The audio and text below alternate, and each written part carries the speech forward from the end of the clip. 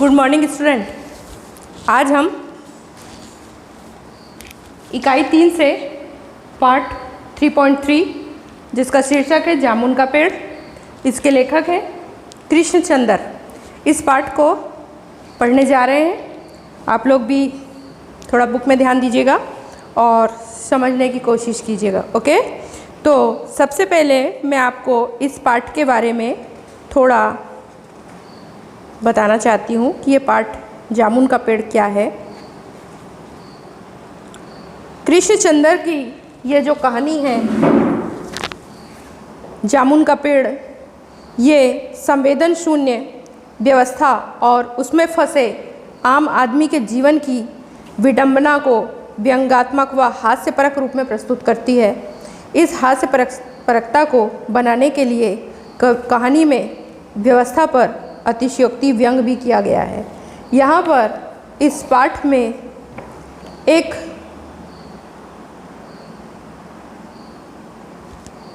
व्यक्ति का यहाँ पे बहुत ही गंभीर स्थिति में जीवन चल रहा होता है और उसको उस परेशानी से निकालने के लिए किस प्रकार की अड़चनें आती हैं, किस प्रकार की परेशानियाँ आती हैं, यह इस पाठ में बताया गया है कि किस प्रकार सरकारी विभाग में लोग अपनी जिम्मेदारियों को एक दूसरे पर टालने का काम करते हैं और चाहे किसी की मृत्यु हो जाए इसका भी सरकारी ऑफिसरों पर कोई फ़र्क नहीं पड़ता है और सरकारी विभाग में हर काम बहुत ही ढीले ढाले ढंग से और गैर जिम्मेदाराना ढंग से होता है। वह यही इस पाठ में बताया गया है कि हमारा जो सरकारी तंत्र है वो किस प्रकार अपनी गैर जिम्मेदारी की पोल इस पाठ में खोलता है। तो आपको इस जामुन के पाठ के माध्यम से ये सब देखने को और समझने को मिलेगा। तो हम देखें कृष्णचंद्र जी ने अपनी इस जामुन के पेड़ वाली कहानी में क्या लिखा है। आप लोग बुक में ध्यान दीजिए। कहानी इस प्रकार है, देखिए। रात को बड़े जोर का झक्कड़ चला। झक्कड़ मीन्स तूफान आया।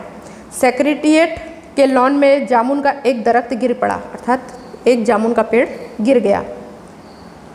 सवेरे जब माली ने देखा तो उसे मालूम हुआ कि पेड़ के नीचे एक आदमी दबा पड़ा है। जब सुबह देखा माली ने तो देखा जामुन के पेड़ के नीचे एक आदमी दब गया है। माली दौड़ा दौड़ा चपरासी के पास गया। चपरासी दौड़ा दौड़ा क्लर्क के पास गया। क्लर्क दौड़ा दौड़ा सुपरिटेंडेंट के पास गया। सुपरिटेंडेंट दौड़ा दौड़ा बाहर लॉन में आया। मिनटों में गिरे हुए पेड़ के नीचे दबे हुए आदमी के चारों ओर भीड़ इकट्ठी हो गई। अब चारों तरफ भीड़ इकट्ठी हो गई। बेचारा जामुन का पेड़ कितना फलदार था, एक क्लर्क ने कहा। अब क्लर्क वहाँ पे बोलता है, अरे ये कितना फलदार वृक्ष था जामुन का पेड़ और गिर गया। मतलब उसे पेड़ के गिर जाने का बड़ा ही गम था। और उनकी जामुनें कितनी रसीली होती थी, दूसरा क्लर्क याद करते हुए बोलता है। मैं फलों के मौसम में झोली भरकर ले जाता था, मेरे बच्चे इसकी जामुनें कितनी खुशी से खाते थे, तीसरा क्लर्क लगभग रुआंसा होकर बोला। एक बोलता है कितना फलदार वृक्ष गिर गया, दूसरा बोलता है कितनी रसीली होती थी इसकी जामुनें, तीसरा बोलता है मेरे बच्चों के लिए मैं इसे ले जाता था, मेरे बच्चे बड़े ही चाव से खाते थे। इस प्रकार सभी को उस जामुन के पेड़ के गिर जाने का दुख होने लगा। मगर यह आदमी, माली ने दबे हुए आदमी की तरफ इशारा किया। माली ने कहा, अरे ये आदमी की तरफ देखो जो पेड़ के नीचे दब गया है। हाँ यह आदमी। सुपरिटेंडेंट सोच में पड़ गया। पता नहीं जिंदा है कि मर गया, एक चपरासी ने पूछा। मर गया होगा, इतना भारी पेड़ इसकी पीठ पर गिरे तो वह कैसे बच सकता है, दूसरा चपरासी बोला। एक ने पूछा क्या जिंदा है कि मर गया, दूसरा चपरासी बोलता हो मर गया होगा, इतना बड़ा पेड़ उसकी पीठ पर गिरा है तो शायद मर ही गया होगा, कैसे बच सकता है। नहीं मैं जिंदा हूँ, जोर से आवाज़ आई पेड़ के नीचे से। नहीं नहीं मैं मरा नहीं हूँ, मैं जिंदा हूँ, दबे हुए आदमी ने बड़ी मुश्किल से करारते हुए कहा कि मैं अभी मरा नहीं हूँ। जिंदा है, एक क्लर्क ने बड़े आश्चर्य से कहा। एक क्लर्क ने कहा, अरे जिंदा है जिंदा भाई, अभी मरा नहीं है। दरख्त को हटाकर इसे जल्दी से निकाल लेना चाहिए, माली ने सुझाव दिया। माली ने कहा कि इस पेड़ को जल्दी से हटाकर इस व्यक्ति को बाहर निकालना चाहिए। मुश्किल मालूम होता है, एक कामचोर और मोटा चपरासी बोला। एक मोटा सा कामचोर चपरासी बोलता है, अरे बड़ा मुश्किल है पेड़ को हटाना, पेड़ का तना बहुत भारी और वजनी है बोला। मुश्किल क्या है? माली बोला, अगर सुपरिटेंडेंट साहब हुक्म दें तो 15-20 माली, चपरासी और क्लर्क लगाकर पेड़ के नीचे से दबे हुए आदमी को निकाला जा सकता है। माली ने कहा, अरे क्या मुश्किल है भाई, अभी 10-15 लोग हम लोग सब मिल जाएं तो इस आदमी को बाहर निकाल सकते हैं, अगर सुपरिटेंडेंट साहब अगर हमको आदेश दे तो। माली ठीक कहता है। बहुत से क्लर्क एक साथ बोले, जोर लगाओ जोर, हम सब तैयार हैं। एक क्लर्क बोलता है, माली ठीक बोल रहा है भाई, हम सब मिलके इसको निकालते हैं। तो बोलता है कि सब मिलके हम लोग जोर लगाते हैं। एकदम बहुत से लोग पेड़ को उठाने को तैयार हो गए, बहुत लोग मिलकर पेड़ को उठाने को तैयार हो गए। तभी बीच में से आवाज़ आई, ठहरो। सुपरिटेंडेंट बोला, मैं अंडर सेक्रेटरी से पूछ लूँ। बोला कि ठहरो, ऐसे तुम लोग बिना परमिशन के इस पेड़ को नहीं हटा सकते हो, मैं अंडर सेक्रेटरी से थोड़ा पूछ के आता हूँ। सुपरिटेंडेंट अंडर सेक्रेटरी के पास गया, अंडर सेक्रेटरी डिप्टी सेक्रेटरी के पास गया, डिप्टी सेक्रेटरी जॉइंट सेक्रेटरी के पास गया, जॉइंट सेक्रेटरी चीफ सेक्रेटरी के पास गया, चीफ सेक्रेटरी मिनिस्टर के पास गया, मिनिस्टर ने चीफ सेक्रेटरी से कुछ कहा, चीफ सेक्रेटरी ने मिनिस्टर ने चीफ सेक्रेटरी से कुछ कहा। क्या कहा? चीफ सेक्रेटरी ने जॉइंट सेक्रेटरी से कुछ कहा, जॉइंट सेक्रेटरी ने डिप्टी सेक्रेटरी से कुछ कहा, डिप्टी सेक्रेटरी ने अंडर सेक्रेटरी से कुछ कहा, और इस प्रकार फाइल चलती रही। इसी में आधा दिन बीत गया। पहले लोग ऊपर के अधिकारी के पास गए, वो उसके पास गया, वो उसके पास गया, वो अपने ऊपर वाले अधिकारी के पास गया। ऐसे जाते जाते ऊपर से नीचे जवाब आया, उससे नीचे जवाब आया, फिर उससे नीचे जवाब आया, फिर नीचे जवाब आया। ऐसे करते ये प्रक्रिया जो थी वो दिन भर चलती रही और पूरा दिन इसी में बीत गया। और जो पेड़ था वो गिरा पड़ा रहा, उसके नीचे आदमी दबा पड़ा रहा। दोपहर के खाने पर दबे हुए आदमी के चारों ओर बहुत भीड़ हो गई। लोग तरह तरह की बातें कर रहे थे। कुछ मनचले क्लर्कों ने समस्या को खुद ही सुलझाना चाहा।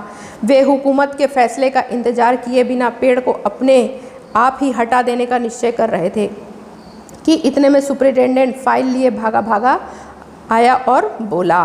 क्या बोला?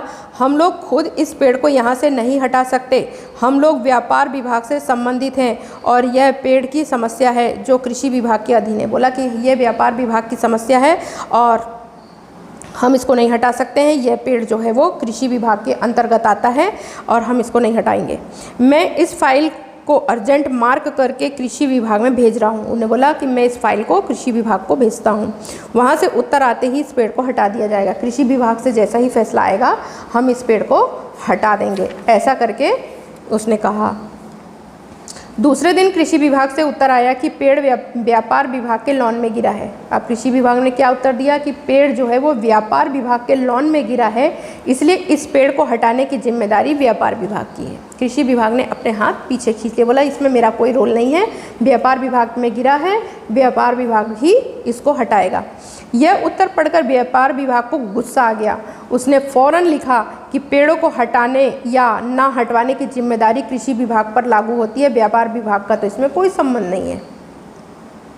दूसरे दिन भी फाइल चलती रही। शाम को जवाब आया, हम मामले को हॉर्टिकल्चर डिपार्टमेंट के हवाले कर रहे हैं क्योंकि यह एक फलदार पेड़ का मामला है और एग्रीकल्चर डिपार्टमेंट केवल अनाज और खेतीबाड़ी के मामलों में फैसला करने का हकदार है। जामुन का पेड़ एक फलदार पेड़ है, इसलिए यह पेड़ हॉर्टिकल्चर डिपार्टमेंट के अंतर्गत आता है। अब ये मामला जो था वो फलदार वृक्ष होने के कारण हॉर्टिकल्चर डिपार्टमेंट में भेज दिया गया। रात को माली ने दबे हुए आदमी को दाल भात खिलाया। यद्यपि लॉन के चारों तरफ पुलिस का पहरा था कि कहीं लोग कानून को अपने हाथ में लेकर पेड़ को खुद ही हटाने की कोशिश ना करने लगे। अब ये पुलिस लगी हुई थी चारों तरफ कि कहीं लोग उस आदमी पर रहम करके कहीं पेड़ हटाना शुरू ना कर दें। मगर एक पुलिस कांस्टेबल को दया आ गई और उसने माली को दबे हुए आदमी को खाना खिलाने की इजाज़त दे दी। माली ने दबे हुए आदमी से कहा, तुम्हारी फाइल चल रही है, आशा है कल तक फैसला हो जाएगा। माली ने उस आदमी को खाना खिलाते हुए कहा, तुम्हारी फाइल चल रही है और कल तक के शायद तुम्हारा कुछ फैसला हो जाए। दबा हुआ आदमी कुछ नहीं बोला। माली ने पेड़ के तने को ध्यान से देखकर कहा, अच्छा हुआ कि तना तुम्हारे कूल्हे पर गिरा, अगर कमर पर गिरता तो रीढ़ की हड्डी टूट जाती। दबा हुआ आदमी फिर भी कुछ नहीं बोला। माली ने फिर कहा, तुम्हारा यहाँ कोई वारिस है तो मुझे उसका अता पता बताओ, मैं उन्हें खबर देने की कोशिश करूँगा। तो उस आदमी ने बड़ी मुश्किल से जवाब दिया, मेरा कोई भी नहीं है, मैं लावारिस हूँ। माली खेद करते हुए वहाँ से हट गया। तीसरे दिन हॉर्टिकल्चर डिपार्टमेंट का जवाब आ गया। बड़ा कड़ा जवाब था और व्यंग्यपूर्ण। हॉर्टिकल्चर डिपार्टमेंट का सेक्रेटरी साहित्य प्रेमी आदमी जान पड़ता है। उसने लिखा था, आश्चर्य है इस समय जब हम पेड़ लगाओ स्कीम ऊंचे स्तर पर चला रहे हैं, हमारे देश में ऐसे सरकारी अफसर मौजूद हैं जो पेड़ों को काटने का सुझाव देते हैं। अब देखो हॉर्टिकल्चर डिपार्टमेंट से क्या जवाब आया कि कहा कि ये जो आदमी गिरा है ये बड़ा ही साहित्य का प्रेमी लगता है और बड़े आश्चर्य की बात है कि आज हमारे देश में हम लोग पेड़ लगाओ का अभियान जो चला रहे हैं, तो लोगों को पेड़ लगाने की जगह हमारे कुछ सब सरकारी अफसर हैं जो हमें पेड़ काटने का सुझाव दे रहे हैं। बड़ा ही व्यंग्यपूर्ण जवाब आया और वह भी एक फलदार पेड़ को काटने का सुझाव दे रहे हैं, और वह भी जामुन के पेड़ को, जिसके फल जनता बड़े चाव से खाती है। ऐसे फलदार वृक्ष को काटने का सुझाव हमारे सरकारी अफसर दे रहे हैं, ऐसा हॉर्टिकल्चर डिपार्टमेंट से जवाब आया। हमारा विभाग किसी हालत में इस फलदार वृक्ष को काटने की इजाज़त नहीं दे सकता। बोला कि हमारा जो विभाग है वो इस फलदार वृक्ष को काटने की इजाज़त कभी भी नहीं देगा। अब क्या किया जाए? इस पर एक मनचले ने कहा, अगर पेड़ नहीं काटा जा सकता तो इस आदमी को ही काट कर निकाल दिया जाए। बड़ा ही व्यंग्यपूर्ण व्यंग था ये। लोग कहने लगे कि अरे जब पेड़ को नहीं काटा जा सकता तो आदमी को ही काट के निकाल दीजिए। यह देखिए उस आदमी के इशारे से बताया, यह देखिए उस आदमी ने इशारे से बताया, अगर इस आदमी को बिल्कुल बीच में से अर्थात धड़ से काटा जाए तो आधा आदमी इधर से निकल जाएगा और आधा आदमी उधर से बाहर आ जाएगा और पेड़ वहीं का वहीं रहेगा। कितना लोग सलाह दे रहे थे, अरे पेड़ के नीचे आदमी पड़ा है, आधा बीच से बराबर काटो तो इधर का आदमी इधर निकल जाएगा और इधर का आदमी इधर निकल जाएगा और पेड़ जहाँ की तहाँ वहीं रहेगा। लोग आदमी को काटने की सलाह देने लगे। मगर इस तरह से तो मैं मर ही जाऊंगा, दबे हुए आदमी ने आपत्ति प्रकट की। अब वो आदमी सुन रहा था जो पेड़ के नीचे दबा था। अब उसने जब सुना कि अब मुझे काटने की बातें यहाँ हो रही है, तब उसने करारते हुए कहा कि अरे तुम लोग मुझे काटने की बात कर रहे हो, मैं तो इस तरह मर जाऊंगा। यह भी ठीक कहता है, क्लर्क ने कहा। क्लर्क ने जब उस आदमी की, दबे हुए आदमी की बात सुना तो उसने कहा, हाँ भाई ये तो ठीक ही कहता है, ये तो मर ही जाएगा। आदमी को काटने वाली युक्ति प्रस्तुत करने वाले ने भरपूर विरोध किया। अब जिसने उस आदमी को काटने की सलाह दी थी उसको बड़ा गुस्सा आया। आप नहीं जानते, उसने विरोध किया और बोलता है, आप नहीं जानते आजकल प्लास्टिक सर्जरी कितनी उन्नति कर चुकी है। मैं समझता हूँ अगर इस आदमी को बीच में से काट कर निकाल लिया तो प्लास्टिक सर्जरी से धड़ के स्थान पर इस आदमी को फिर से जोड़ा जा सकता है। जिसने आदमी को काटने की सलाह दी थी उसको बड़ा गुस्सा आया और वो बोलता है, अरे तुम्हें क्या पता कि आज प्लास्टिक सर्जरी से कितनी उन्नति होने लगी है। आज अगर हम इस आदमी को काट के निकाल भी दें तो इसको फिर से प्लास्टिक सर्जरी करके इसके दो भागों को फिर से जोड़कर एक किया जा सकता है। इस प्रकार इस बार फाइल को मेडिकल डिपार्टमेंट में भेजा गया। मेडिकल डिपार्टमेंट ने फ़ौरन एक्शन लिया और जिस दिन फाइल उनके विभाग में पहुंची उसके दूसरे ही दिन उन्होंने अपने विभाग का सबसे योग्य प्लास्टिक सर्जन छानबीन के लिए भेज दिया। अब मेडिकल में भेज दी गई ये फाइल को कि भाई अगर हम आदमी को काटेंगे तो उसकी सूचना वो मेडिकल विभाग को देंगे ना। तो मेडिकल विभाग ने वहाँ से जो सबसे बड़ा सर्जन था, प्लास्टिक सर्जरी जो करता था, उसको छानबीन के लिए भेज दिया। सर्जन ने दबे हुए आदमी को अच्छी तरह टटोलकर उसका स्वास्थ्य देखकर खून का दबाव देखा, नाड़ी की गति को परखा, दिल और फेफड़ों की जांच करके रिपोर्ट भेज दी कि इस आदमी का प्लास्टिक ऑपरेशन तो हो सकता है और ऑपरेशन सफल भी होगा मगर आदमी मर जाएगा। सारी चीज़ उसने उसके स्वास्थ्य की सारे परीक्षण कर लिए। उसके बाद उसने रिपोर्ट बना के भेज दिया कि इस आदमी सभी तरफ से स्वस्थ है और इसका सफल ऑपरेशन भी हो सकता है और इसे जोड़ा भी जा सकता है, लेकिन नतीजा यह होगा कि आदमी मर जाएगा। इसलिए यह फैसला भी रद्द कर दिया गया। रात को माली ने दबे हुए आदमी के मुंह में खिचड़ी डालते हुए उसे बताया कि अब मामला ऊपर चला गया है। सुना है कि कल सेक्रेटेरिएट के सारे सेक्रेटरियों की मीटिंग होगी। बोला कि कल सारे सेक्रेटेरिएट के सेक्रेटरी लोग की मीटिंग होगी, उसमें तुम्हारा केस रखा जाएगा। उम्मीद है सब काम ठीक हो जाएगा। उसने बोला कि अब जब कल मीटिंग होगी तब पता चलेगा भैया, तुम्हारा केस सब उसी में सॉल्व होगा। दबा हुआ आदमी एक आह भरकर धीरे से बोला, ये तो माना कि तगाफुल ना करोगे, लेकिन खाक हो जाएंगे हम तुमको खबर होने तक। बोला कि तुम मालूम है कि हमारे साथ कोई गद्दारी नहीं कर रहे हो, लेकिन तुम्हारे फैसले होते तक तो हम मर ही जाएंगे। माली ने अचंभे से मुंह में उंगली दबा ली और चकित भाव से बोला, क्या तुम शायर हो? क्योंकि उसने शायरी अंदाज में उस बात को कहा था। तो माली ने उससे कहा, क्या तुम शायर हो? दबे हुए आदमी ने धीरे से सिर हिला दिया, बोला हाँ मैं शायर हूँ। दूसरे दिन माली ने चपरासी को बताया, चपरासी ने क्लर्क को, क्लर्क ने हेड क्लर्क को। थोड़ी ही देर में सेक्रेटेरिएट में यह अफवाह फैल गई कि दबा हुआ आदमी शायर है। बस फिर क्या था, लोगों का झुंड शायर को देखने के लिए उमड़ने लगा। इसकी चर्चा शहर में भी फैल गई और शाम तक गली गली से शायर जमा होने लगे। सेक्रेटेरिएट का लॉन भांति भांति के शायरों से भर गया और दबे हुए आदमी के चारों ओर मुशायरे का वातावरण उत्पन्न होने लगे। लोग अपना मुशायरा करने लगे, अर्थात अपनी शायरियाँ गाने लगे।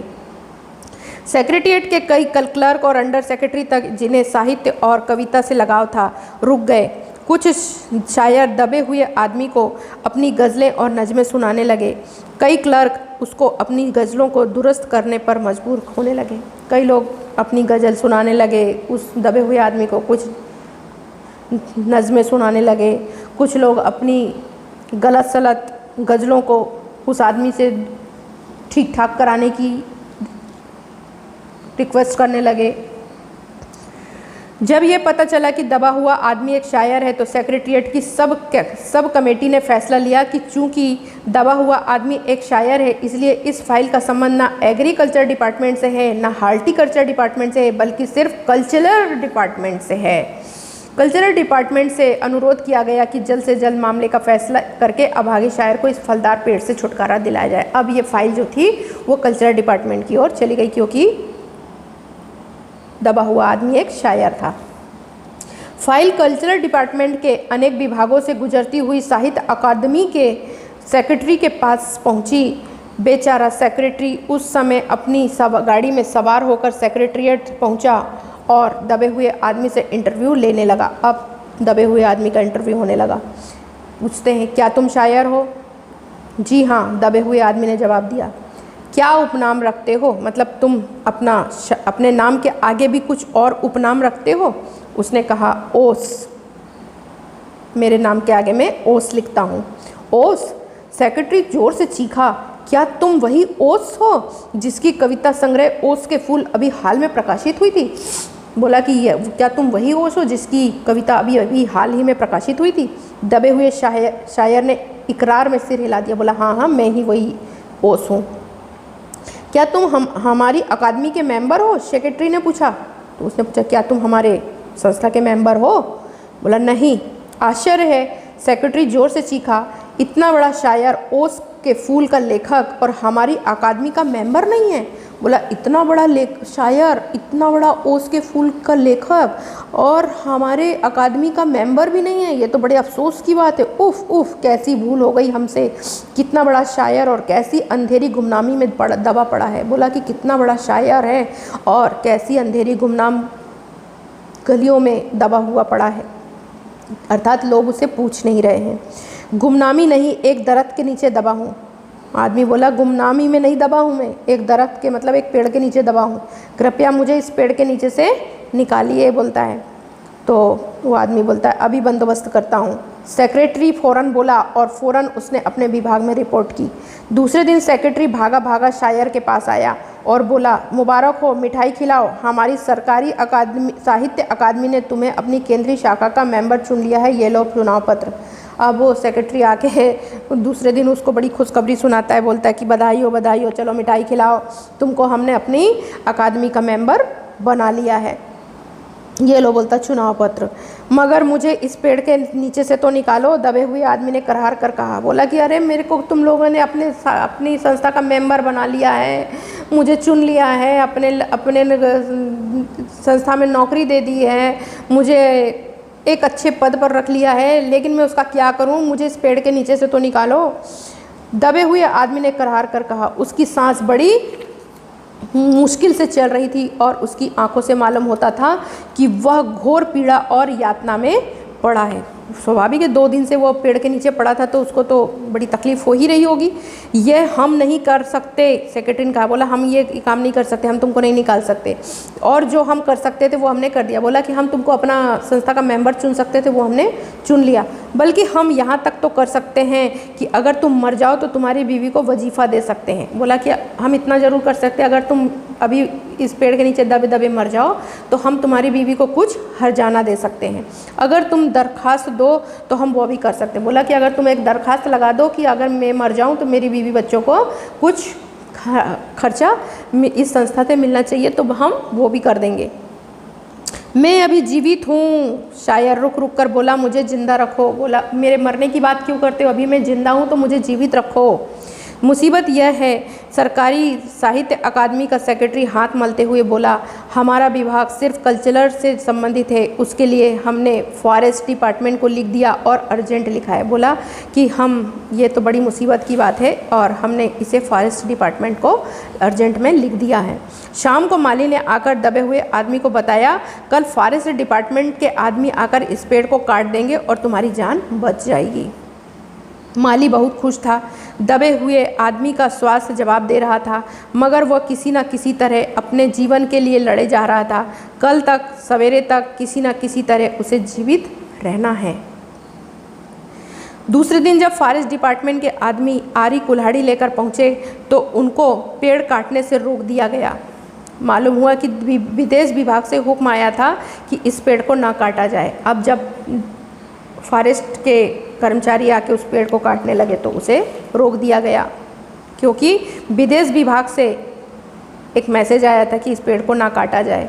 कारण यह था कि इस पेड़ को 10 साल पहले पिटोनिया राज्य के प्रधानमंत्री ने सेक्रेटेरिएट के लॉन में लगवाया था। कारण यह था कि पिटोनिया राज्य का कोई प्रधानमंत्री था, उसने सेक्रेटेरिएट के लॉन में इस पेड़ को लगवाया था। अब अगर यह पेड़ काटा गया तो इस बात का काफ़ी अंदेशा था कि पिटोनिया सरकार से हमारे संबंध सदा के लिए बिगड़ जाएंगे। अब अगर इस पेड़ को काट देते हैं तो पिटोनिया राज्य से हमारे संबंध हमेशा के लिए बिगड़ जाएंगे, इसलिए इस पेड़ को नहीं काटा जाना चाहिए। मगर एक आदमी की जान का सवाल है, एक क्लर्क ने चिल्लाया। बोला कि अरे एक आदमी की जान का सवाल है, तुम लोग अभी अपने आपसी संबंधों के बारे में सोच रहे हो, दूसरी ओर 2 राज्यों के संबंधों का सवाल है। दूसरे क्लर्क ने पहले क्लर्क को समझाया, और यह भी तो समझो कि पिटोनिया सरकार हमारे राज्य को कितनी सहायता देती है।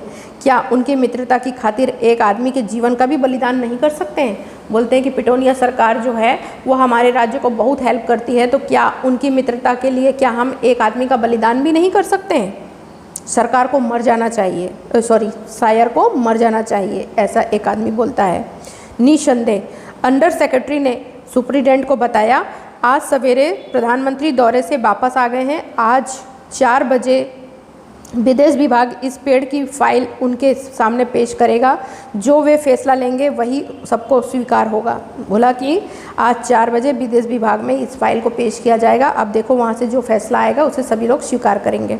शाम के 5 बजे स्वयं सुप्रिटेंडेंट शायर की फाइल लेकर उसके पास गया। सुनते हो, आते ही वह खुशी से फाइल को हिलाते हुए चिल्लाया, प्रधानमंत्री ने इस पेड़ को काटने का हुक्म दे दिया है और इस घटना की सारी अंतर्राष्ट्रीय जिम्मेदारी अपने सिर ले ली है। एक सुप्रिटेंडेंट शायर के पास फाइल लेकर आता है और बताता है कि तुम्हारा फैसला हो गया है, और पिटोनिया जो सरकार का प्रधानमंत्री था उसने इस पेड़ को काटने की इजाज़त दे दी है और जो भी जिम्मेदारी है उसने अपने सिर ले ली है। कल तक ये पेड़ काट दिया जाएगा, ऐसा वो बात बताता है, और तुम इस संकट से छुटकारा हासिल कर लोगे। उस आदमी को बोलता है कि कल तक ये पेड़ कटेगा और तुम कल इस पेड़ से मुक्ति पा जाओगे। सुनते हो, आज तुम्हारी फाइल मुकम्मल हो गई। बोलता है कि आज तुम्हारी फाइल का सही फैसला हुआ है। अब ये फाइल आगे कहीं नहीं जाएगी, यही फैसला मान्य है और कल इस पेड़ को काट दिया जाएगा और तुम कल हमेशा हमेशा के लिए इस पेड़ से मुक्त हो जाओगे। मगर शायर का हाथ ठंडा था, आंखों की पुतलियां निर्जीव थी और चींटियों की एक लंबी पंक्ति उसके मुंह में जा रही थी। अब शायर यहाँ पे मर चुका था और उसका हाथ पैर पूरे ठंडे हो चुके थे। उसके जीवन की फाइल मुकम्मल हो चुकी थी और क्योंकि 4 दिन से फाइल यहाँ से वहाँ, इस विभाग से उस विभाग, उस विभाग से उस विभाग आना जाना, बस यही काम हो रहा था। लोग अपना काम दूसरे विभाग पे टालते थे, दूसरा विभाग तीसरे विभाग पे टालता था, तीसरा विभाग फिर पहले विभाग पे ढकेल देता था।